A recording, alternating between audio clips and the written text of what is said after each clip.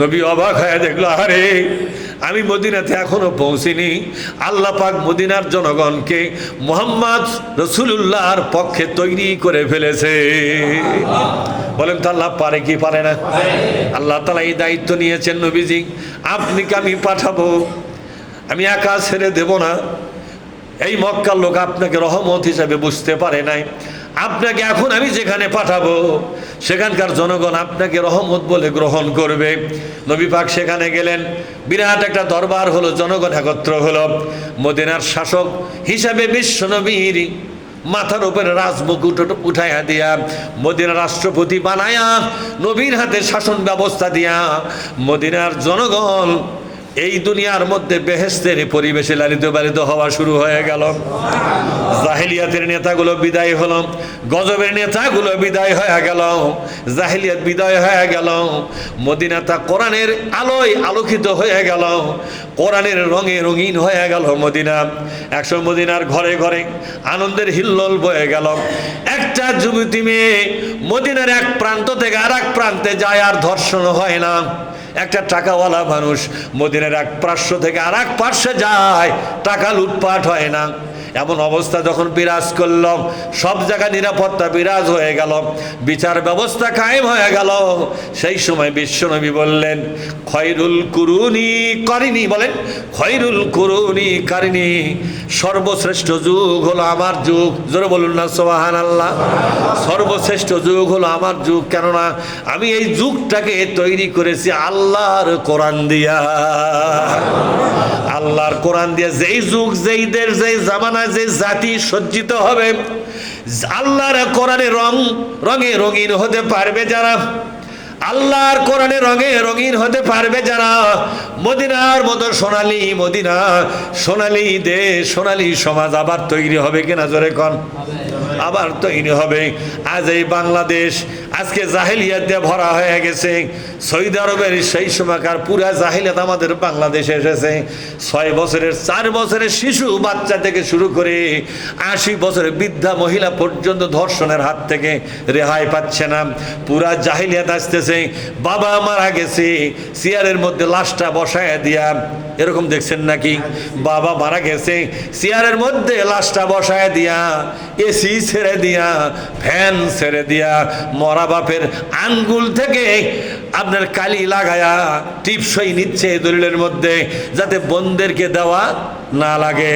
এই দলিলটা ব্যাকডেটে পার করে নিয়ে বোনদেরকে বুঝাবে, আব্বা বাঁচে থাকতেই সব জমি আমাদেরকে লিখে দিয়ে গেছেন।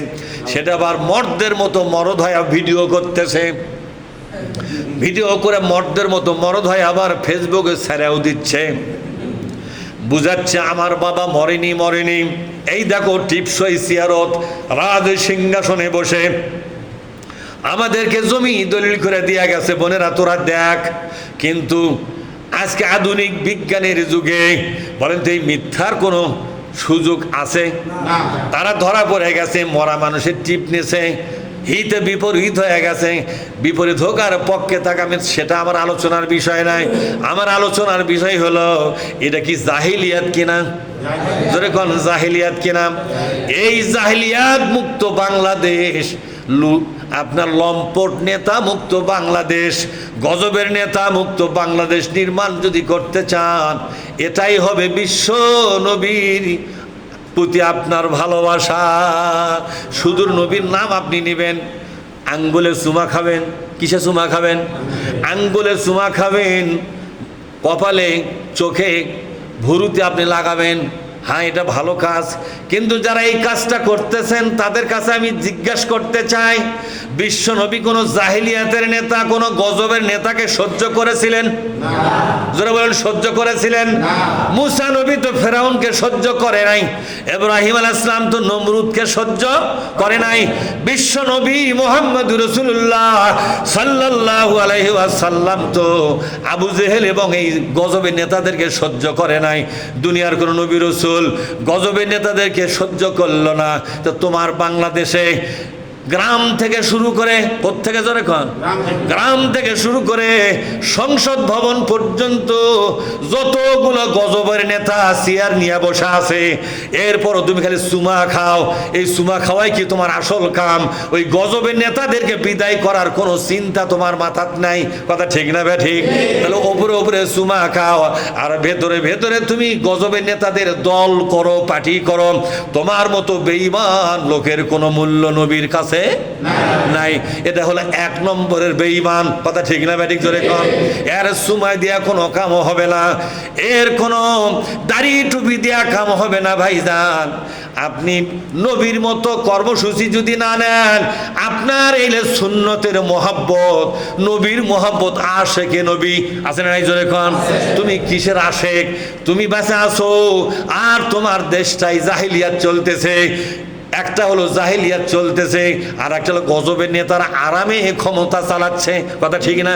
তাহলে এই দুটা জিনিস বিদায় করার জন্য তুমি কোনো চিন্তা ভাবনা করো না। গোপনে খোঁজ নিলে দেখা যায় বাংলাদেশে একটা জাহিলিয়াতের দলের সাথে তুমি সমর্থক হয়ে আছো। কথা ঠিক না বে ঠিক?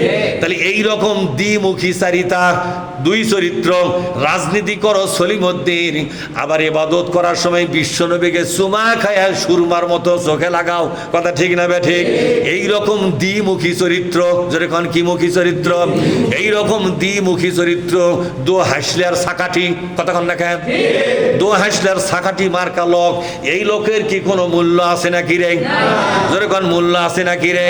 তোমার নামাজ যাবে, তোমার রোজা যাবে, তোমার হজ যাবে, তোমার যাকাত যাবে। বিশ্বনবীর মতো জীবন যদি তৈরি করতে না পারো রে, তাহলে তোমার জীবনের সবই যাবে। যাবে কিনা জোরে কোন? আল্লাহ পাক বলছেন, লাকাদ কানা লাকুম ফি রাসূলিল্লাহি উসওয়াতুন হাসানাহ। কোন আল্লাহু আকবার। আল্লাহ পাক বলছেন তোমার জীবনের উত্তম আদর্শকে মুহাম্মদুর রাসূলুল্লাহ সাল্লাল্লাহু আলাইহি ওয়াসাল্লাম, তিনি কিভাবে নামাজ পড়েছেন তোমাকে সেভাবে নামাজ পড়তে হবে। তিনি যেভাবে রোজা করেছেন তোমাকে সেইভাবে রোজা করতে হবে।